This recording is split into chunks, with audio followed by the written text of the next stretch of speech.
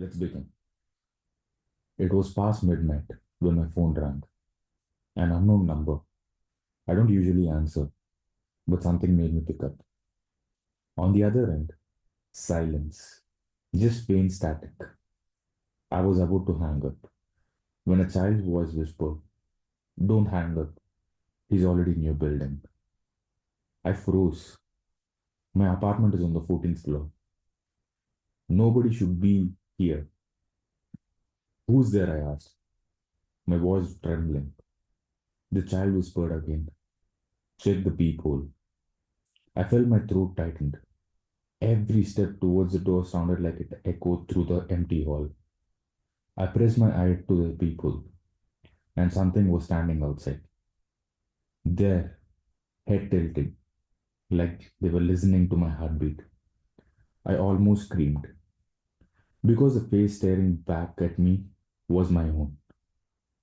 At first, I thought maybe I was imagining things, a trick of the light, but no, it was me. Same hair, same clothes, same nervous expression. Only one difference.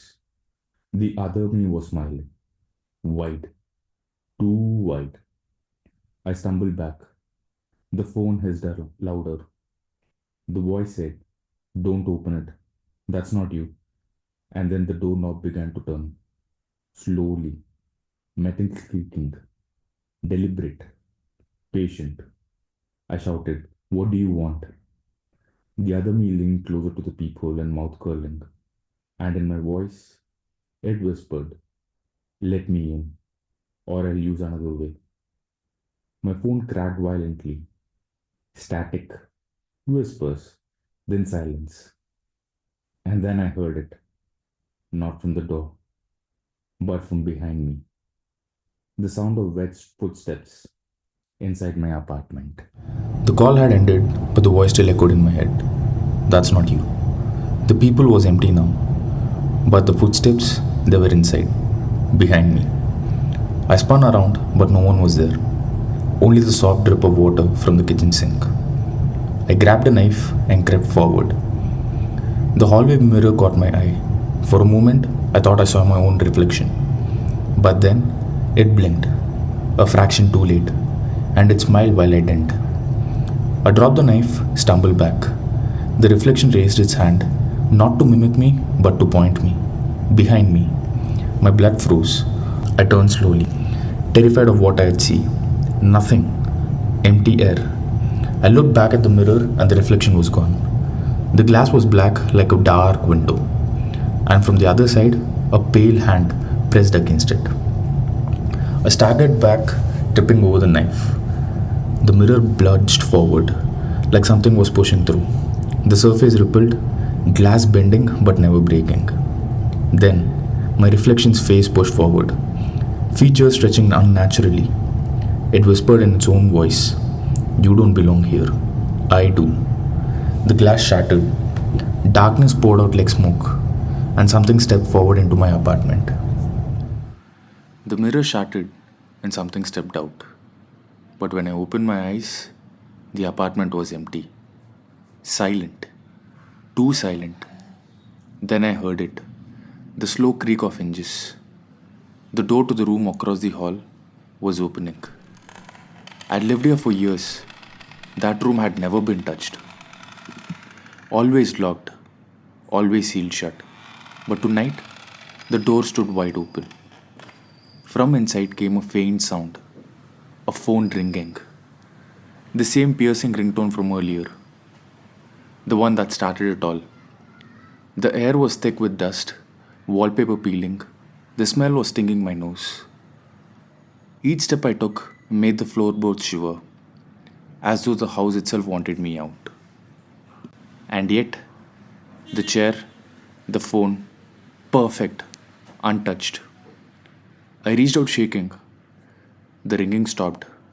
The screen went blank, and then the door slammed shut right behind me. That's when I heard it. Not my voice, not from the phone. It came from the chair, like someone was already sitting there, just out of sight, hidden in the dark, and it whispered, "You answered when you shouldn't have." My breath caught in my throat. The phone wasn't being called, it was calling me. My number, my name. I stumbled back. The chair scraped across the floor on its own, towards facing me. Then I heard it, my own voice from the phone. Don't leave the room, he's already in the hall. The phone was still pressed onto the chair when I heard it.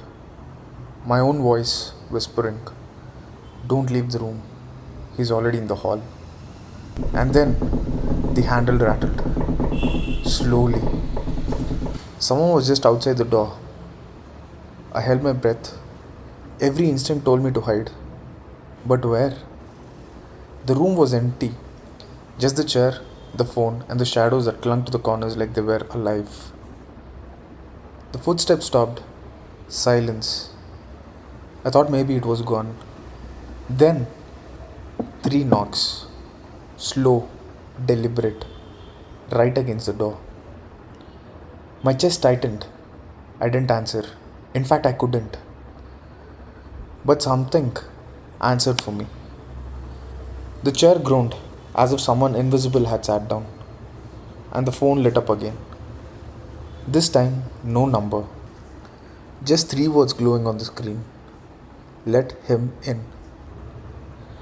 I shook my head. Whatever was outside there wasn't human.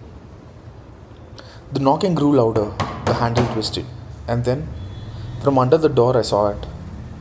Not feet, not shoes, just shadows. Thick black shadows spilling into the room like smoke. I stumbled back, pressing at myself in the corner. The phone vibrated in my hand, the screen burning with a final message. You can't keep him out. The door creaked and it began to open slowly. The phone buzzed in my hand. This time, the screen didn't show a number. It showed my face, smiling at me. The door creaked wider. From the shadow, something stepped inside. Tall, silent.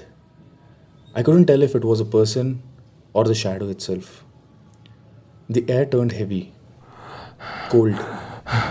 Every breath felt harder, like the room was choking me. The phone vibrated again. On the floor now, its screen glowed brighter, and I heard its whisper. You answered when you shouldn't have. The figure moved closer. The shadows spread across the floor like smoke, reaching for my legs. I tried to back away, but the wall was already against me. There was nothing left.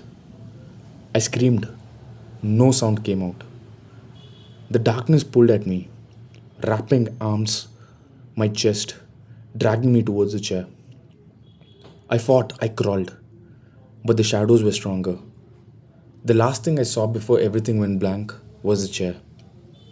No longer empty. Something sat, something that looked like me. And then, silence. The story ends here, or maybe it's just the beginning. If you want to hear more horror tales, subscribe, because the next call could be you. Thank you for watching.